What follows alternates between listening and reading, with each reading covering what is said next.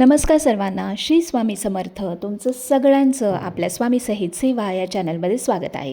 एक विनंती आहे की आमचे जर व्हिडिओज तुम्हाला आवडत असतील तर प्लीज लाईक, शेअर आणि सबस्क्राईब करायला विसरू नका.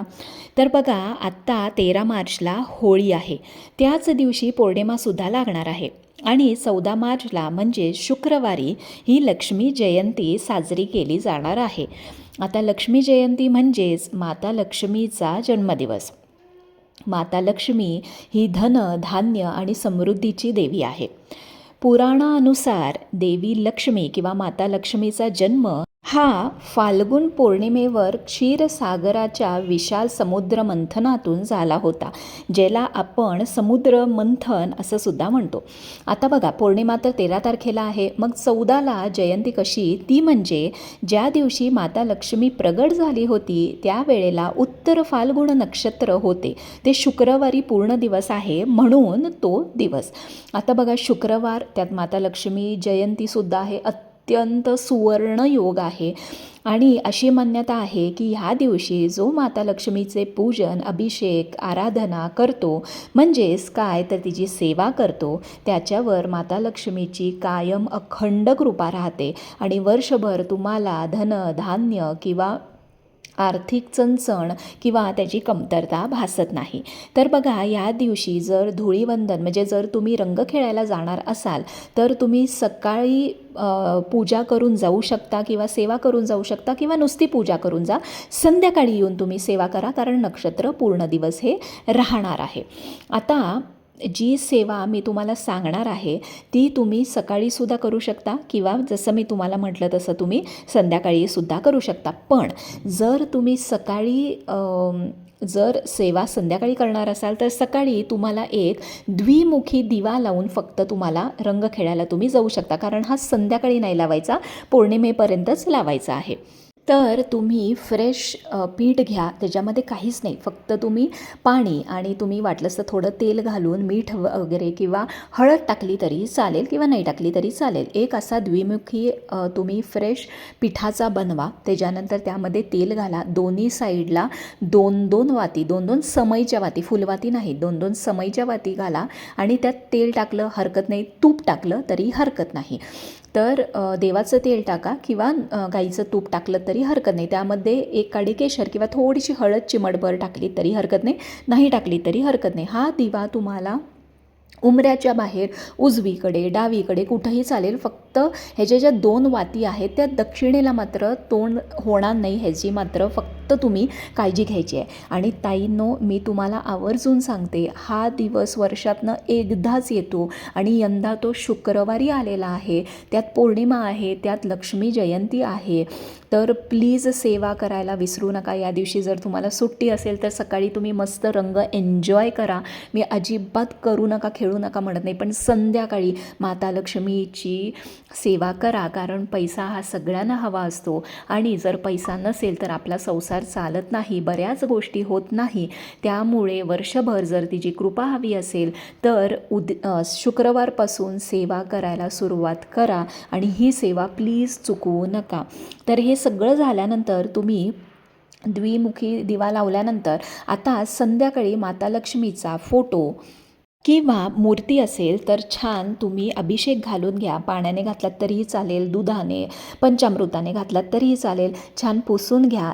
माता लक्ष्मीला अष्टगंध, हळद, कुंकू, गुलाबाचे अत्तर, लाल गुलाब किंवा मोगऱ्याची माळ असेल किंवा कमळचं फूल जर तुम्हाला त्या दिवशी मिळालं तर ते अर्पण करा. श्रीयंत्रावर सुद्धा अभिषेक करून घ्या. विष्णूंची मूर्ती किंवा फोटो असेल तर तीही बरोबर ठेवा. त्याचबरोबर अष्टलक्ष्मीचा जर फोटो तुमच्याकडे असतील, पिवळ्या कवड्या किंवा कुंचम असेल तर कुंचमसुद्धा त्या दिवशी संध्याकाळी पूजेत ठेवा. पण कुंचम त्या शुक्रवारी सकाळीच तुम्हाला भरायचं आहे, संध्याकाळी कुंचम भरता येणार नाही. सकाळी 12:30च्या आत तुम्हाला कुंचम भरायचा आहे. तर हा एक उत्तम दिवस आहे. हे सगळं कवड्यांची स्थापना करायची असेल किंवा श्रीयंत्र तुम्हाला घरी आणायचं असेल, कुंचम पूजायचं असेल तर तुम्ही लक्ष्मी जयंतीच्या दिवशी हे सगळ्याची स्थापना करू शकता. आता तुम्हाला छान पहिली तुम्हाला जी सेवा करायची आहे ती म्हणजे कुंकुमार्चन. आता कुंकुमार्चन करताना तुम्हाला अष्टोत्तर नामावली जी आहे ती म्हणून तुम्हाला श्रीयंत्रावरती कुंकुमार्चन करायचं आहे. त्यानंतर तुम्हाला छान तुपाचा दिवा, त्यानंतर धूप, अगरबत्ती हे लावून तुम्हाला दूध, साखर आणि त्याच्यामध्ये एक काडी केशर असेल तर तुम्ही टाका आणि त्याचा नैवेद्य तुम्हाला माता लक्ष्मीला अर्पण करायचं आहे. तुम्ही मग बत्ताशे किंवा कुठलंही फळ हे सुद्धा तुम्ही माता लक्ष्मीला नैवेद्य म्हणून तुम्ही दाखवू शकता. आता तुम्हाला सकाळी जर सेवा करायला जमलं नाही तर संध्याकाळी सुद्धा तुम्ही कुंकुमार्चन करू शकता.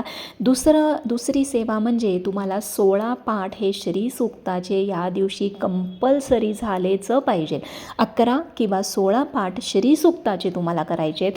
11 पाठ तुम्हाला महालक्ष्मी अष्टकमचे करायचे आहेत. एक वेळा तुम्हाला सिद्धकुंजिका स्तोत्र म्हणायचं आहे आणि एक वेळा तुम्हाला व्यंकटेश स्तोत्र म्हणायचं आहे.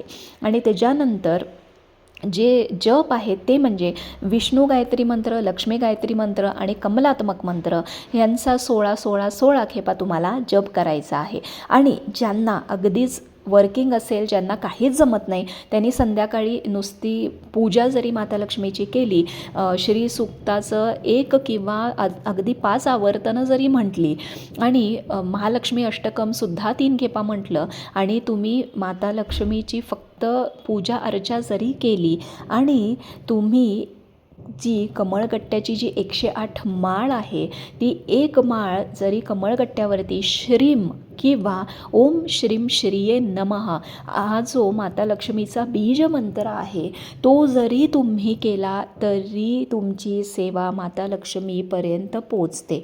बघा ताईंनो, हा दिवस खूप महत्त्वाचा, खूप सुवर्ण दिवस आहे किंवा सुवर्ण योग आहे. कारण पौर्णिमा, त्यात शुक्रवार आणि त्यात लक्ष्मी जयंती, आपला माता लक्ष्मीचा हा जन्मदिवस आहे तो आपण या दिवशी साजरा केला जातो. त्यामुळे तुम्ही एन्जॉयसुद्धा तेवढंच करा, रंग पण तेवढंच खेळा, पण संध्याकाळी येऊन माता लक्ष्मीची सेवा मात्र करायला विसरू नका. आणि ही सेवा केल्यानंतर बघा वर्षभर माता लक्ष्मीचा आशीर्वाद तुमच्या कुटुंबावर राहील, आर्थिक चणचण भासणार नाही. ह्याचा अर्थ असा नाही की ही सेवा केल्यानंतर वर्षभर तुम्हाला पैशाची बरसात होईल, नाही. ही सेवा केल्यानंतर दर मंगळवार शुक्रवार तुम्हाला ही सेवा कंटिन्यू करायची आहे.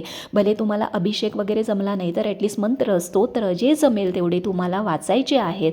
कारण माता लक्ष्मी चंचल असते, त्यामुळे तुम्हाला ही सेवा वर्षभर कंटिन्यू करायची आहे. त्याच्यानंतरच तुम्हाला त्याचे अनुभव हे मिळायला लागतील आणि तुम्हाला आर्थिक चणचण ही वर्षभर भासणार नाही, एवढं लक्षात ठेवा. तर ही पूजा तुम्हाला अशी शुक्रवारी ठेवून शनिवारी सकाळी दूध साखरेचा परत नैवेद्य दाखवून तुम्हाला ही पूजा उचलायची आहे. तर ह्या सेवा, मंत्र, स्तोत्र, पूजा ही लक्ष्मी जयंतीच्या दिवशी करायला विसरू नका. एन्जॉय पण तेवढंच करा आणि सेवा पण तेवढीच करा. तर काही प्रश्न असतील तर प्लीज कमेंट बॉक्समध्ये नक्की विचारा आणि ताईंनो सेवा मात्र करायला विसरू नका.